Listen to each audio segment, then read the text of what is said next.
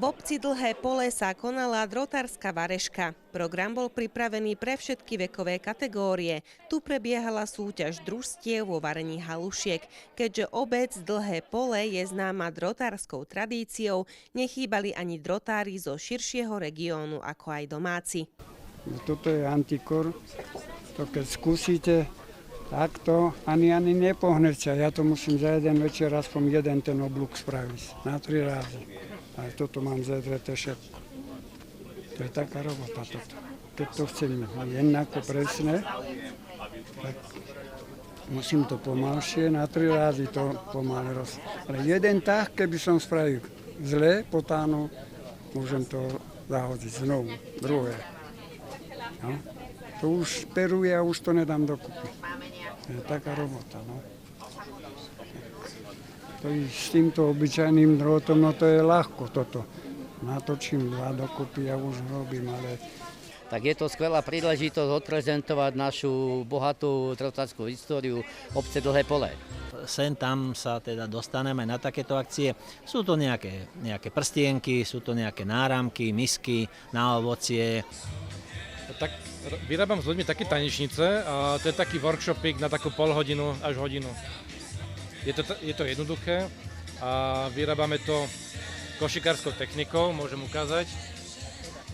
Ja vyrábam konštrukcie a potom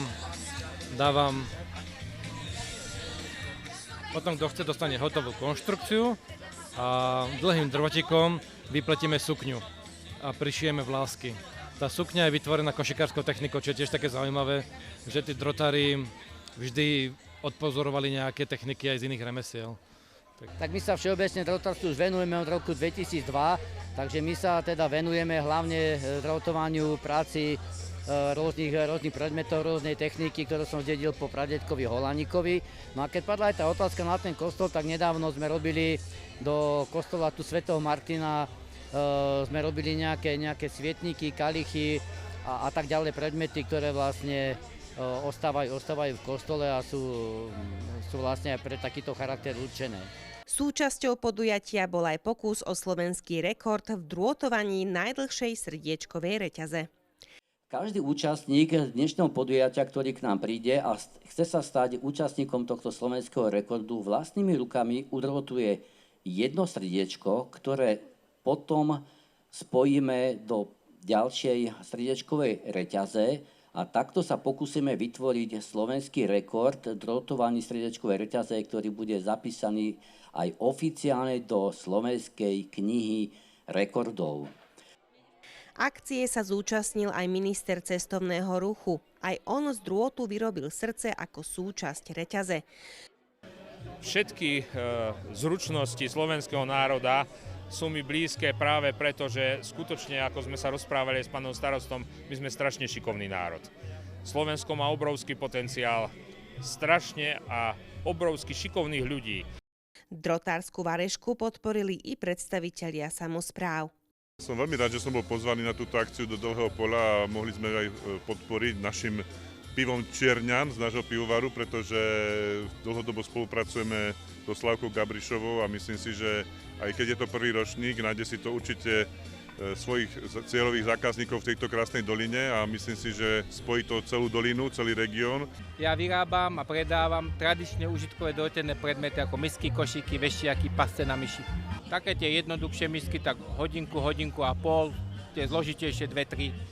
Drôtené výrobky, vajíčka, kraslice sú tu odrotované, srdiečka, máme tu dielničky pre detičky, no a tak rôzne, čo sa dá na dekorácie. Takže napríklad tohto anielika, keď drotujem, tak si urobím hrubú kostru z toho, z hrubšieho drôtu, potom na výplet používam tenší drôt.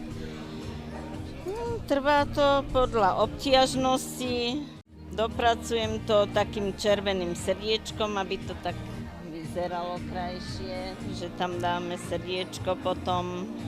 Prečo som prišiel? Lebo som chcel podporiť drotárov. Tuto Poli, to je klasika. Predsa len centrum drotária, aby chýbali drotári. Viete čo, ja vyrábam skôr bytové doplnky. To sú v podstate klasické, používam staré drotárske technológie, čiže drôt viazať drotom, to, čo sa robievali vešiaky, bytové doplnky, to, čo ľuďom robilo radosť. Máme to po starom otcovi v tradícii, takže rôzne misky, košiky, aj bižutériu pre deti, niečo, menšie veci, väčšie veci.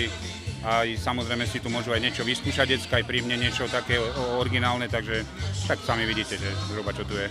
Nejaké tie menšie veci, také tie jednoduchšie prstenočky a také niečo menšie, niečo okolo hodinky do hodinky, pol hodinu, hodinu. A tie väčšie misky, košiky, takéto, čo tu vidíte, to aj 8 až 14 hodín.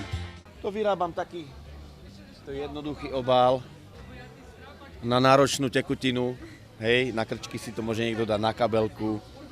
Takže keď sa to vysunie, tak má to asi takýto obsažček, ale je to prázdne, no. Takže také tradičné. Ľudia si to kupujú, ako keď si niekomu spraví takú radosť alebo darček. Robíme kabelky, robíme mosazné šperky, alebo teda ľudové šperky, blanciare, pracky, také rôzne veci k tomu. Tak táto akcia vznikla na popud nášho drotára Juraja Šerika a dobrovoľníkov, ktorí kolo neho chodia. Hej. Takže prišli za mnou, rozhodli sa, že zorganizujú takúto akciu, spojili to s varením halušiek a montovanie alebo montáž tej drôtenej reťaze srdiečkovej, to je vlastne taký bonus, kde by sme chceli vytvoriť národný rekord alebo začiatočný rekord pre ďalšie roky. Ľudia sa zapájali a k večeru vznikla srdiečková drôtovaná reťaz. Pred nami je skutočný poklad, ktorý tu dnes účastníci prvého ročníka dlhopolskej drotárskej varažky s nami vytvorili. Reťaz má dĺžku 16 metrov a zapojilo sa do nej 311 účastníkov.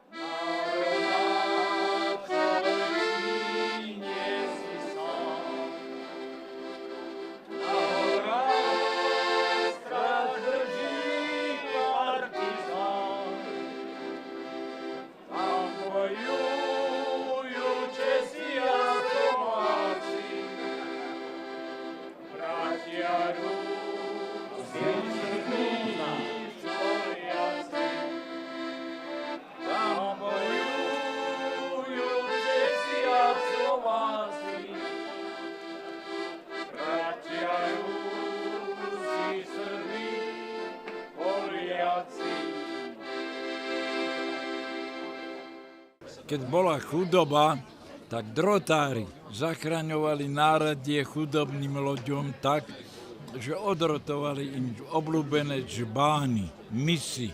A to bolo krásne majstrovské dielo, lebo to boli naozaj na slovo vzati odborníci, by som povedal, umelci.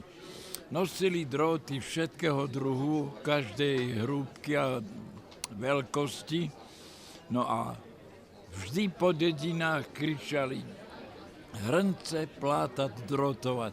A gazdinke boli radi, ku ktorým tento drotár prišiel a im to umelecké dielo predviedol, že im tú obľúbenú misu alebo džbán krásne odrotoval, aby to ešte mohlo slúžiť ďalším generáciám. Môj vzťah ku drotárstvu je veľmi kladný.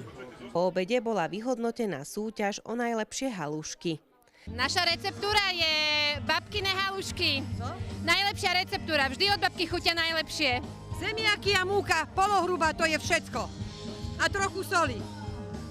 V jednoduchosti je krása. A varenie s láskou, to je najlepšie. Číslo 49 a ženy z vidieka.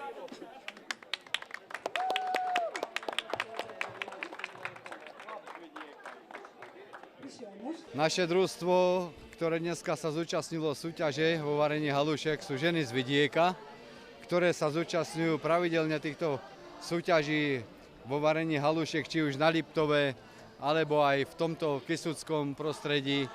Nie je to naša prvá súťaž, už máme rôzne ceny vyhrané za naše halušky, takže atmosféra vynikajúca, zorganizované veľmi pekne. Vďaka organizátorom, skutočne atmosféra je tu perfektná. Akcia priniesla nielen súťaženie, ale aj spájanie ľudí a zachovávanie drotárskej tradície. Želám drotárom, aby táto krásna tradícia na našom milom Slovensku ostala vždy. Aby prešla na všetky generácie, aby aj o niekoľko rokov, aj na konci nášho storočia, stále bola drotárčina umeleckým dielom, aby sa na toto nezabudlo, aby aj naši prapravnúci boli dobrí odborníci drotári.